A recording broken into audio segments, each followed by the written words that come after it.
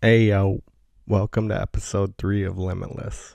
In this episode, we will be reverse engineering and replacing fiberglass vent covers on a vintage boat. So my buddy brought this vent cover over, which was notorious for being broken by climbing children. I started by 3D scanning the existing part using a ferro arm. This wasn't necessarily required, but the surface has a complex curve, and having the scan data makes it much easier to match. I didn't really even need to scan the backside of this part. This arm and laser line scanner I borrowed for this project, but I also have a cheap Creality blue light scanner that I think could have gotten the job done. Next time I'll try this out. Using the point cloud, I redesigned the part to fit.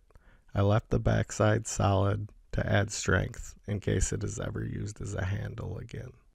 Since the backside can remain flat, my first setup on the mill was to machine the mounting ledge.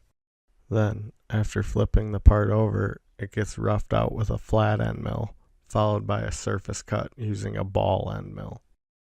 After doing the first cut, I used hot glue in addition to the screws to hold the part down. This works well when you are cutting all the way through your material and you don't want any screw holes on your finished product. If you just screw the outside of the material down, the mill will chuck the part when it finishes cutting through. Maybe someday I will build a vacuum table.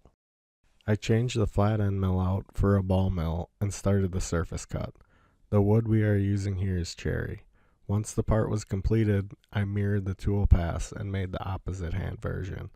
In future videos, I would like to screen capture some of the design process and talk more about that.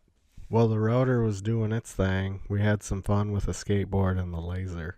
My buddy wanted to try burning this super detailed Star Wars image, and it turned out really well.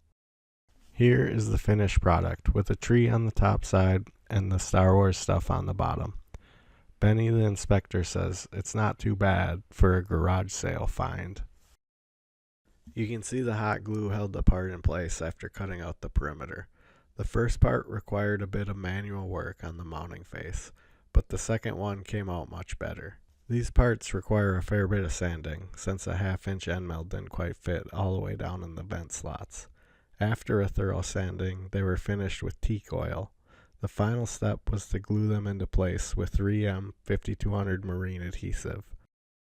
Stay tuned for the next episode.